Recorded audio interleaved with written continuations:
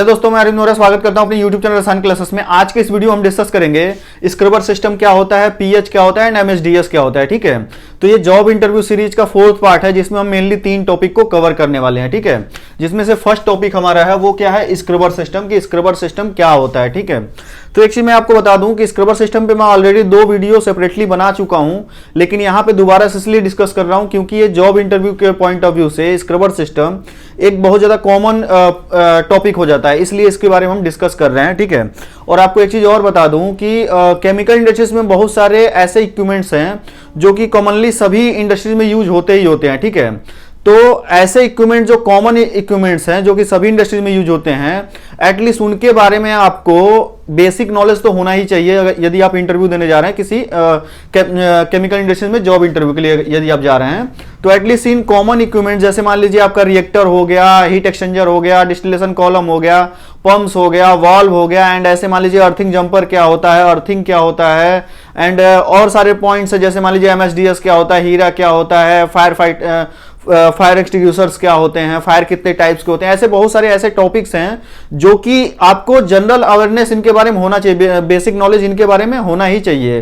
वो doesn't matter आप वो इक्विपमेंट चलाए हैं नहीं चलाए, वो ऑपरेट किए हैं कि नहीं किए हैं, आपका एक्सपीरियंस कितना है, लेकिन ये ऐसे इक्विपमेंट्स है ना जो कि कॉमनली सभी इंडस्ट्रीज में यूज होते हैं, तो इनके बारे में आपको एटलीस्ट पता ही होना चाहिए कि बेसिक इनका क्या होता है, क्या वर्किंग होती है, क्यों यूज किया जाता है इनका, ये सब चीजें इनको आपको पता होना चाहिए। ठीक है, तो मैं आगे चल के इस सीरीज में सारी चीजों के बारे में बताऊंगा, लेकिन आपको जनरल एक चीज बता रहा हूं कि आपको इन सब टॉपिक्स के बारे में पता होना चाहिए। ठीक है, तो आते हैं अपने टॉपिक पे कि हमारा टॉपिक क्या है, स्क्रबर सिस्टम कि स्क्रबर सिस्टम क्या होता है। ठीक है, फर्स्टली हम ये देखेंगे कि स्क्रबर सिस्टम होता क्या है। ठीक है, तो देखिएगा, स्क्रबर सिस्टम एक ऐसा इक्विपमेंट होता है जो कि केमिकल इंडस्ट्री से निकलने वाले हार्मफुल गैसेस या टॉक्सिक फ्यूम्स जो निकल रही हैं उनको न्यूट्रलाइज करता है एंड हमारा एयर पोल्यूशन को कंट्रोल करता है। ठीक है, बेसिकली होता क्या है, जैसे मान लीजिए आपका जो इंडस्ट्रीज है, इंडस्ट्रीज में जब कोई रिएक्शन हो रही है, कोई प्रोसेस हो रहा है, तो रिएक्शन से जो टॉक्सिक गैसेस निकलती हैं या आप बोलिए कि हार्मफुल गैसेस या फ्यूम निकलती हैं,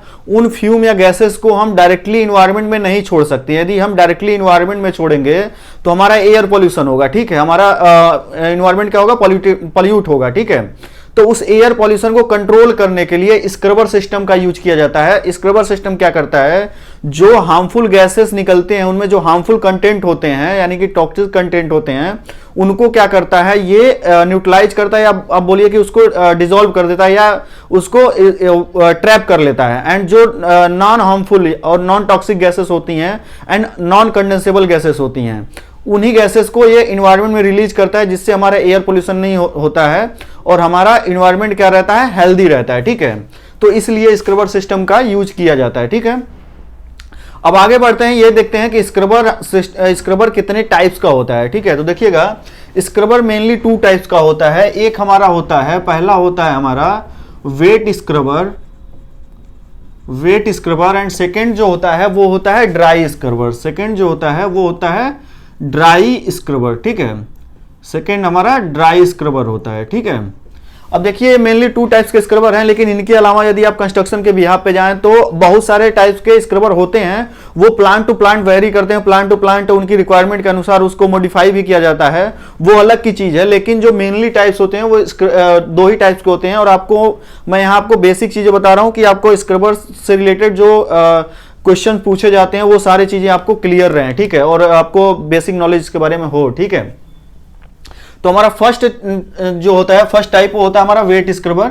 देखिए इसमें एक चीज आपको दिख रहा होगा, वेट यानी कि वेट से आप समझ रहे होंगे कि गीला और ड्राई से सूखा। ठीक है, तो वेट स्क्रबर में जनरली हमारा लिक्विड का कहीं ना कहीं यूज होगा एंड ड्राई स्क्रबर में लिक्विड कोई यूज नहीं होगा, यानी कि कोई सॉल्यूशन यूज नहीं होगा। वो चीज आगे आपको समझ में आएगा जब हम फिगर से समझाएंगे आपको। ठीक है, तो फर्स्ट नंबर पे हम देखते हैं कि वेट स्क्रबर क्या है। तो देखिए ये वेट स्क्रबर का डायग्राम है। ठीक है, इसमें अभी हम देखते हैं कि मेनली कौन कौन से इसमें कंपोनेंट्स होते हैं। ठीक है, देखिएगा इसमें फर्स्ट पार्ट जो इसका होता है वो है आपका ब्लोअर। ठीक है, ब्लोअर का काम क्या होता है, देखिए ब्लोअर का कंस्ट्रक्शन कैसा होता है, इसका एक साइड सक्शन होता है, एक डिस्चार्ज है। इसमें सक्शन में क्या रहता है, बेसिकली इसमें यहाँ पार्शियली वैक्यूम क्रिएट होता है। पार्शियली वैक्यूम यानी कि नेगेटिव प्रेशर क्रिएट होता है बिलो एटमॉस्फेरिक प्रेशर। ठीक है, 1 atm से बिलो एक नेगेटिव प्रेशर क्रिएट होता है। ये प्रेशर बहुत ज्यादा नहीं होता है, बहुत कम होता है, यानी कि 100 से 200 300 mm वाटर कॉलम यानी कि MmH2O होता है। ये बहुत कम प्रेशर है जो कि केवल जो आपकी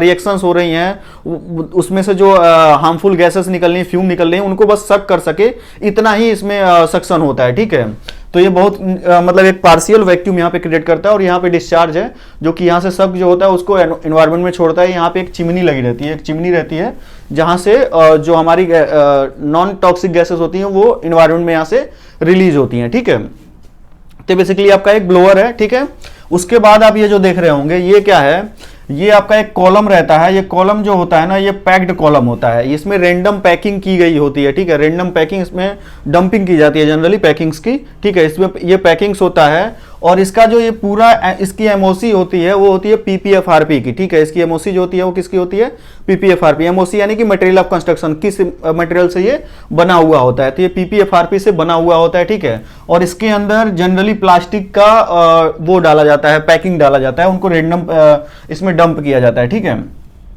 अब ये पैकिंग क्यों किया जाता है इस कॉलम में, तो उसका क्या कारण है, तो पैकिंग करने का पर्पज ये होता है कि हमारा जो गैस और लिक्विड का कांटेक्ट टाइम बढ़ाने के लिए, आप बोलिए कांटेक्ट एरिया बढ़ाने के लिए। ठीक है, अब वो बढ़ाने से क्या होता है अभी आपको आगे समझ में आएगा, मैं आपको समझा रहा हूं। ठीक है, तो यहाँ पे बेसिकली पैकिंग होती है और इसके नीचे क्या रहता है, एक टैंक रहता है। ठीक है, अब इस टैंक में क्या रहता है, इस टैंक में हमारा एक सॉल्यूशन रहता है। ये सॉल्यूशन डिपेंड करता है कि आपको कौन से गैस को न्यूट्रलाइज करना, कौन से गैस को एब्जॉर्ब करना है, उसके बिहाफ पे ये सॉल्यूशन रहता है, उसके अकॉर्डिंग सुटेबल एक सॉल्यूशन यहाँ पे बनाया जाता है। ठीक है, वो चीज भी मैं आपको आगे बताऊंगा। अभी आप पार्ट्स देखिए क्या क्या है। तो यहाँ पे एक टैंक रहता है जिसमें एक सॉल्यूशन रहता है और यहाँ पे एक पंप रहता है। इस पंप का काम क्या होता है, जिसमें ये जो सॉल्यूशन है उसको यहाँ से सक करना और टॉप से क्या करना, इस कॉलम के टॉप से इसमें स्प्रे करना। ठीक है, ये पंप क्या होता है, यहाँ से सक करता है और टॉप से क्या करता है, इस कॉलम के टॉप से इसी सॉल्यूशन को यहाँ से स्प्रे करता है। ठीक है, और इस कॉलम में एक चीज देखिए, यहां से एक लाइन आ रही है जो हम लिखे हैं फ्रॉम प्लांट, यानी कि जो आपका रिएक्टर है जहां पे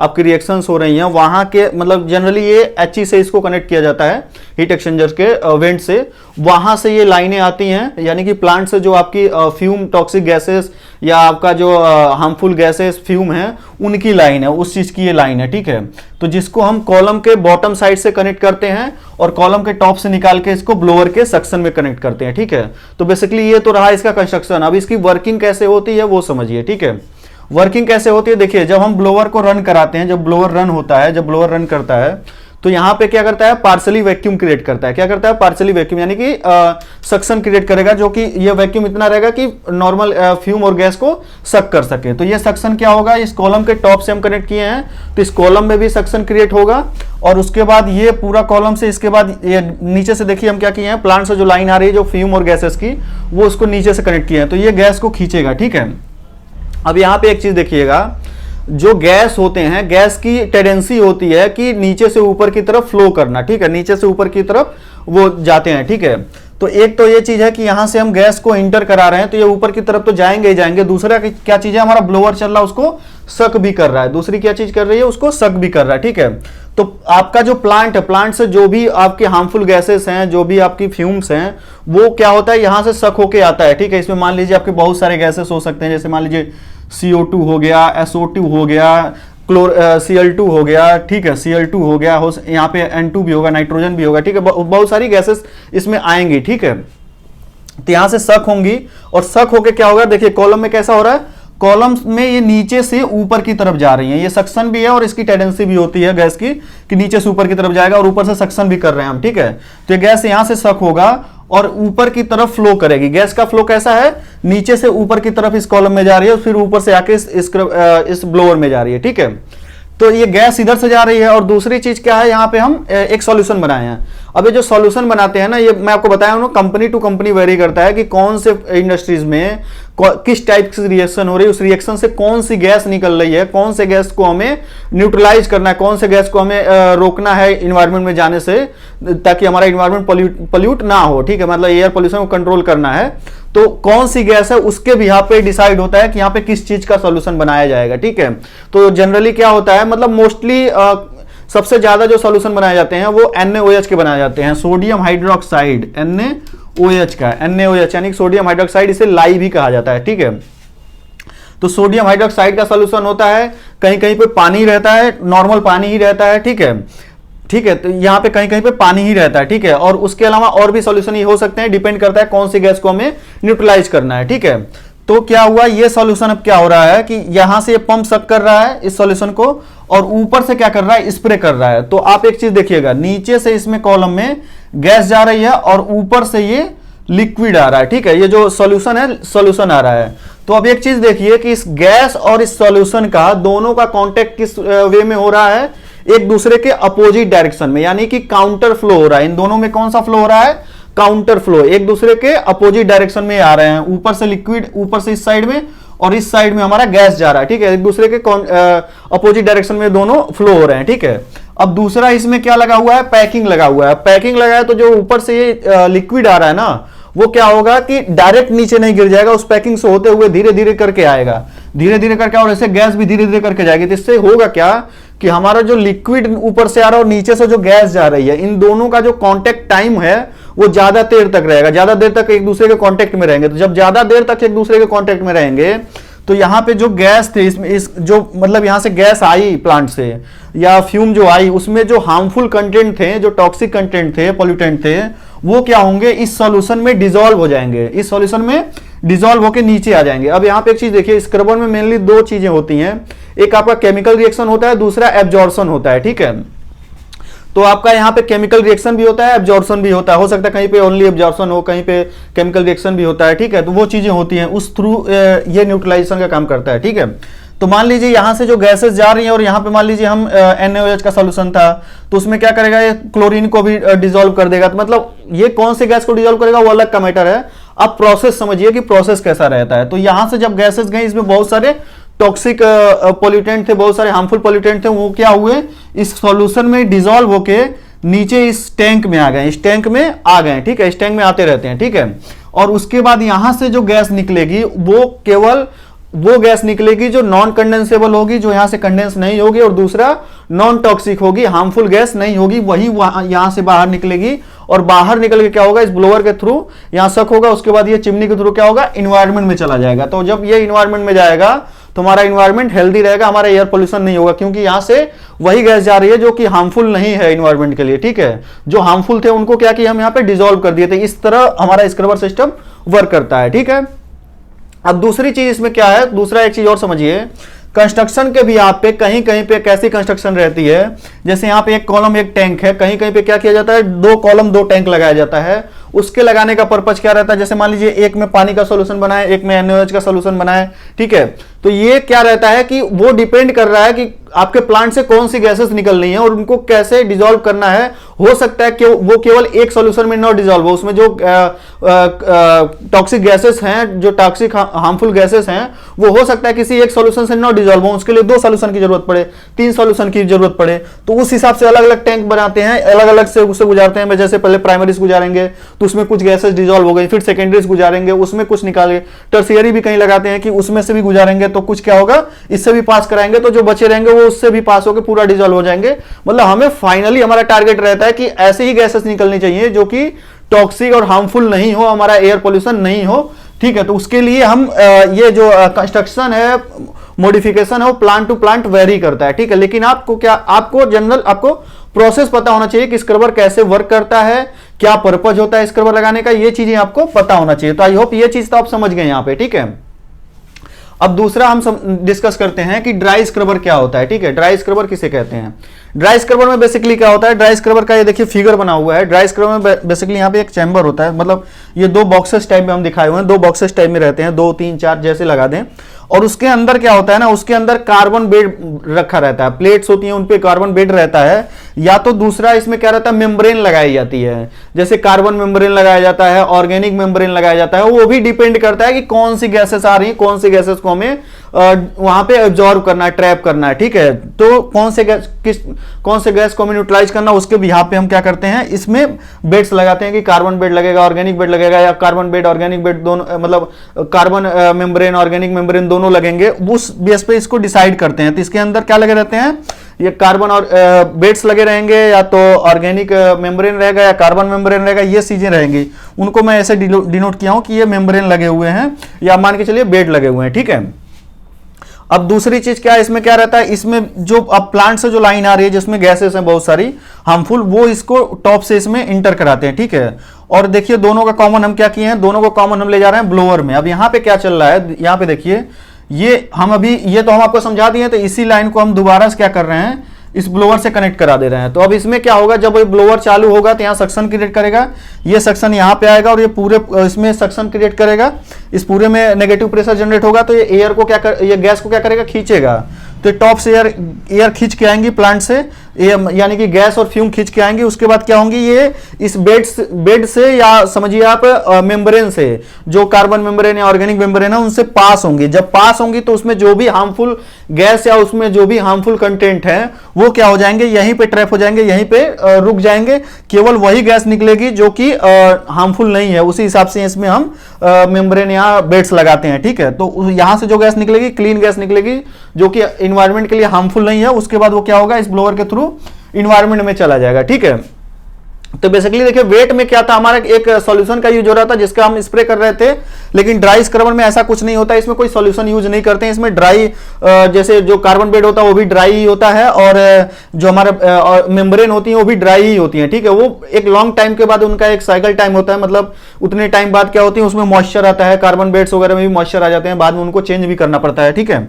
तो वो चीज अलग का है कि, लेकिन आप प्रोसेस समझिए कि प्रोसेस कैसा रहता है, कि ड्राई स्क्रबर का वर्किंग कैसी होती है, ठीक है।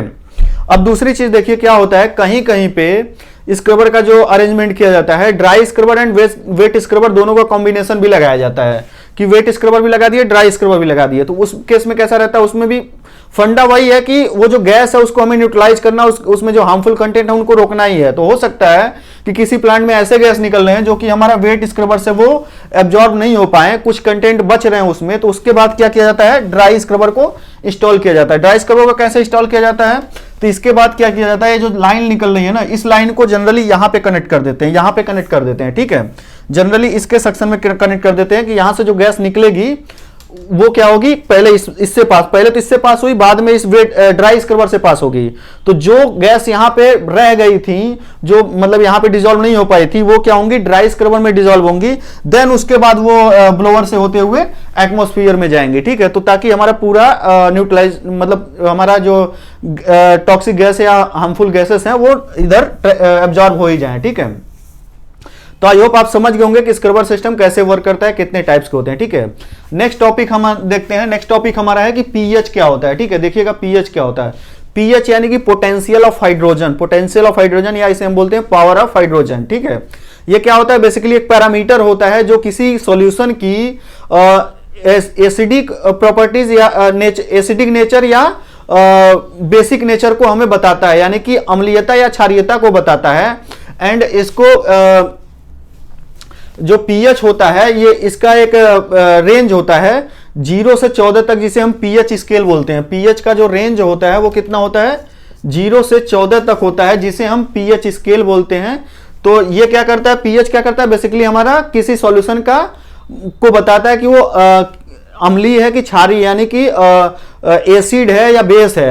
एंड एसिड और बेस है तो वो कितना हाईली एसिड है या वीक एसिड है, या हाईली बेस है या वीक बेस है, उसको, उस चीज को ये बताता है। बेसिकली ये पैमाना है जो कि बताता है हमें कि कौन सा सॉल्यूशन कितना ज्यादा एसिडिक है या कितना कम एसिडिक है, या कितना ज्यादा बेसिक है, मतलब कितनी ज्यादा उसकी क्षारीयता है, कितना कम क्षारीयता, उस चीज को बताता है पीएच, ठीक है। जो कि जिसका जो रेंज होता है 0 से 14 होता है, इसको बोलते हैं क्या जनरली, इसको पीएच स्केल बोलते हैं, इसको पीएच स्केल बोलते हैं, ठीक है। पीएच स्केल बोलते हैं। अब इसमें होता क्या है, एक चीज देखिए, 0 से 14 है तो इस स्केल में देखिए, इस स्केल में जो 7 होता है ना, ये न्यूट्रल होता है, यानी कि 7 जो होगा वो न्यूट्रल होता है। 7 से नीचे यानी कि 0 से 6 हो गया, 5 हो गया, 4 हो गया, 3 हो गया, 2 हो गया एंड 1 हो गया, ठीक है। और यहाँ पे 8, 9, 10, 11, 12, 13, 14, ठीक है। तो ये आपका जनरली पीएच स्केल हो गया, ठीक है। अब इसमें होता क्या है कि यदि किसी सॉल्यूशन का पीएच 7 है, किसी सॉल्यूशन का पीएच कितना है, 7 है, तो वो क्या है, न्यूट्रल है। तो पानी को हम क्या मानते हैं, न्यूट्रल मानते हैं, उसका जनरली पीएच 7 होता है, ठीक है। तो 7 है तो वो क्या है, न्यूट्रल है। यदि 7 से कम है, 7 से कम है तो वो क्या है, एसिड है, वो क्या है, एसिड है। और जितना ज्यादा उसका पीएच कम होता जाता है उतना ज्यादा हाईली एसिडिक होता जाता है। जैसे मान लीजिए अगर किसी का 6 है तो वीक एसिड है, 5 है वीक एसिड, 5 है तो वीक एसिड है। लेकिन जैसे जैसे पीएच कम होता जाएगा वैसे वैसे उसकी एसिडिटी बढ़ती जाएगी, यानी कि अगर किसी का 1 है तो हाईली एसिडिक है वो चीज, ठीक है, वो मटेरियल हाईली एसिडिक है। पीएच एक चीज और देखिए, मतलब ये, और इसमें क्या है कि 7 से यदि ज्यादा है, 7 से जैसे जैसे बढ़ते जाएंगे तो वो क्या होता है, उसकी बेसिक नेचर को बताता है कि वो बेस है, यानी यदि 8 है तो बेस है, 9 है तो उससे ज्यादा बेसिक, मतलब उसका पीएच, मतलब उसकी बेसिक नेचर बढ़ती जाती है, ठीक है, कि स्ट्रांग बेस है या वीक बेस है, उस चीज पे वो बढ़ता जाता है, ठीक है। जो जिसका 13-14 होता है बहुत ज्यादा स्ट्रांग बेस होता है, जैसे इसमें NaOH आता है, उसका 13 लगभग पीएच होता है, ठीक है। तो आप आई होप आप समझ गए होंगे कि ये पीएच स्केल क्या होता है। और पीएच बेसिकली हमारे किसी भी सॉल्यूशन का उसकी एसिडिक एंड बेसिक नेचर को बताता है। और यदि पीएच 7 है तो न्यूट्रल है, 7 से कम है तो एसिड है, 7 से ज्यादा है तो बेस है, ठीक है। तो ये पीएच आपका क्लियर हो गया, ठीक है। अब आगे बढ़ते हैं, नेक्स्ट टॉपिक हमारा है वो क्या है, MSDS है, ठीक है। एक चीज और मैं आपको बता दूं, यहां पे एक चीज बताना मैं भूल गया था, ये जो सॉल्यूशन यहां पे बनाया जाता है ना, इस सॉल्यूशन को भी ऐसा नहीं है कि हमेशा ये सॉल्यूशन चलता रहता है। इस सॉल्यूशन का क्या होता है कि अगर हम एसिडिक सॉल्यूशन बनाए हैं, मतलब हमें कोई एसिडिक गैस को डिसॉल्व करना, तो उसके लिए मतलब सॉल्यूशन बनाया, तो सॉल्यूशन का जैसे पीएच बढ़ता है ना, तो पीएच जैसे जैसे वो डिपेंड करता है मतलब किस टाइप के गैस को हम डिसॉल्व कर रहे हैं। अगर किसी एसिड को डिसॉल्व कर रहे हैं, किसी इसमें से एसिडिक नेचर के गैस अगर हम डिसॉल्व कर रहे हैं, तो उसका पीएच जितना कम होगा उतना ज्यादा ये सॉल्यूशन की एब्जॉर्ब करने की क्षमता कम हो जाएगी, ठीक है। तो जब इसका पीएच ज्यादा डाउन होता है तो उस टाइम पे क्या करते हैं, इसको हम ड्रेन कर देते हैं, इस सॉल्यूशन को ड्रेन कर देते हैं, ठीक है। ड्रेन कहां करते हैं, हो सकता है आपको प्लांट में, हो सकता है कहीं कहीं पे HCl बनता है यहाँ पे डिसॉल्व होके किसी सॉल्यूशन से, ठीक है। जैसे क्लोरीन आ रहा है, यहाँ पे पानी है तो वहां पे HCl बनेगा आपका बाई प्रोडक्ट। तो उस चीज में हमें यूज करना तो यूज करेंगे, नहीं तो जनरली क्या करते हैं, इसको ETP में भेज देते हैं, इफ्लुएंट ट्रीटमेंट प्लांट, जनरली इस सॉल्यूशन को ETP में भेज देते हैं, ठीक है। दूसरा केस क्या होता है कि अगर कहीं कहीं पे हमें बेसिक सॉल्यूशन को, हमें बेसिक नेचर के गैस को डिसॉल्व करना, तो उस केस में हमारा पीएच जैसे जैसे डिसॉल्व होता रहेगा पीएच बढ़ता जाएगा, तो उसका भी एक पैरामीटर रहेगा कितना पीएच आ जाएगा, तो सॉल्यूशन को चेंज करना है, ठीक है। तो यहां से ये पीएच में टॉपिक बता रहा था, इसलिए मैं आपको इसको यहां पे बता दिया, ठीक है। तो पीएच क्लियर हो गया आपका। नेक्स्ट हमारा है कि MSDS क्या होता है। MSDS का फुल फॉर्म होता है मटेरियल सेफ्टी डाटा शीट, ठीक है। फुल फॉर्म क्या होता है, मटेरियल सेफ्टी डाटा शीट, यानी कि ये जो MSDS है ये किसी भी केमिकल का, चाहे वो केमिकल किसी भी स्टेट में हो, सॉलिड स्टेट में हो, लिक्विड स्टेट में हो या गैस स्टेट में हो, उस केमिकल का क्या है कि पूरी जन्म कुंडली बता देगा कि वो केमिकल कहाँ बना है, इसका फार्मूला क्या है, इसका हजार्ड क्या है, इसको कैसे हमें स्टोर करना है, सारी चीजें बताएगा वो चीज, ये MSDS, ठीक है। तो बेसिकली MSDS क्या होता है कि एक डॉक्यूमेंट होता है जिसमें क्या होता है कि किसी केमिकल के बारे में टोटल डेटा होता है, सारा चीज, कि उसका किस टाइप्स का वो केमिकल है, उसका नाम क्या है, उसकी हैंडलिंग कैसे करना है, स्टोरेज कैसे करना है, फायर फाइटिंग कैसे करना है, या उसमें हजार्ड कौन से हैं, सारी चीजें उसके बारे में रहता है, MSDS में आपको मिलता है, ठीक है। अब MSDS जो होता है ना, MSDS जो होता है, MSDS इसमें बेसिकली मतलब MSDS के टोटल 16 सेक्शन होते हैं। MSDS में टोटल 16 सेक्शन होते हैं, ठीक है। तो आज मैं इसमें टोटल 16 सेक्शंस को नहीं डिस्कस करूंगा। यदि 16 सेक्शंस को डिस्कस करूंगा बहुत ज्यादा लंबी वीडियो होगी। यदि आपको चाहिए होगा तो आप बोलिएगा, मैं सेपरेट वीडियो बना दूंगा MSDS पे। लेकिन क्या है कि अभी हम जॉब इंटरव्यू सीरीज में चल रहे हैं, तो इसमें क्या है कि आपको जो चीजें हैं ना कि उनके बारे में आपको जनरल नॉलेज तो होना चाहिए, मतलब बेसिक नॉलेज आपको होना चाहिए उसके बारे में। तो यदि आप इंटरव्यू में जाएंगे तो ऐसा नहीं है कि इंटरव्यूअर आपसे पूरा 16 सेक्शन के बारे में पूछ रहा है, लेकिन वो आपको देखता है कि आपको बेसिक नॉलेज है कि नहीं उसके चीज के बारे में। तो MSDS में टोटल कितने सेक्शन होते हैं, टोटल हमारे 16 सेक्शन होते हैं, लेकिन इसमें से हम 4-5 सेक्शन को आपको बता देते हैं। जैसे मान लीजिए फर्स्ट सेक्शन, इसमें क्या होता है, MSDS का फर्स्ट सेक्शन होता है वो होता है कि आपका प्रोडक्ट इंफॉर्मेशन, जिसमें प्रोडक्ट के बारे में इंफॉर्मेशन रहेगी कि प्रोडक्ट का नाम क्या है, कौन मैन्युफैक्चर किया है, सप्लायर कौन है, इसका प्रोडक्ट कोड क्या है, ये सब चीजें रहती हैं प्रोडक्ट इंफॉर्मेशन में, ठीक है। सेकंड इसमें क्या हो जाएगा, सेकंड पॉइंट इसमें हो जाएगा कि इसकी केमिकल प्रॉपर्टी और फिजिकल प्रॉपर्टीज क्या है, यानी कि इसका अपीयरेंस कैसा है, कौन से स्टेट में है, इसका केमिकल फार्मूला क्या है, ये सब चीज, इसकी डेंसिटी क्या है, सॉल्युबिलिटी क्या है, ये सारी चीजें वो चीजें इसमें लिखी रहती है आपका केमिकल एंड फिजिकल प्रॉपर्टीज में। उसके बाद आप देख लीजिए कि इसका हजार्ड क्या है, हजार्ड इंफॉर्मेशन, हजार्ड मतलब थर्ड सेक्शन लीजिए। अब एक चीज मैं आपको और बता दूं, ये जो 16 सेक्शन होते हैं ना, हो सकता है किसी केमिकल का वो सेक्शन ऊपर नीचे हो जाए, किसी का हो सकता है पहले प्रोडक्ट इंफॉर्मेशन है, बाद में हो सकता है हजार्ड दे दे, किसी में हजार्ड ना दे के वहां पे फायर सेफ्टी वहां पे फर्स्ट एड मेजर दे दे, तो वो सेक्शन ऊपर नीचे हो सकते हैं, लेकिन जो टोटल सेक्शन होते हैं, टोटल 16 ही सेक्शन होते हैं, ठीक है। सेक्शन का क्रम जो होता है वो ऊपर नीचे हो सकता है, ठीक है, तो उसमें आप कंफ्यूज मत होइएगा, ठीक है। तो क्या है, हम तीसरे सेक्शन पे थे। तीसरे सेक्शन में क्या रहता है हमारा, हजार्ड इंफॉर्मेशन रहता है कि उस केमिकल का हजार्ड क्या है, उसमें कौन कौन से टाइप्स के हजार्ड, जैसे हेल्थ हजार्ड उसमें क्या है, फायर हजार्ड उसमें क्या है। हेल्थ हजार्ड में जैसे आपका हो गया कि कितना ज्यादा वो अगर बॉडी पे गिर गया तो कैसा बिहेव करेगा, वो सारी चीजें रहेंगी, मतलब हजार्ड के बारे में रहेगा, ठीक है। तो हजार्ड आइडेंटिफिकेशन रहता है, या हजार्ड इंफॉर्मेशन मानिए उसको, ठीक है।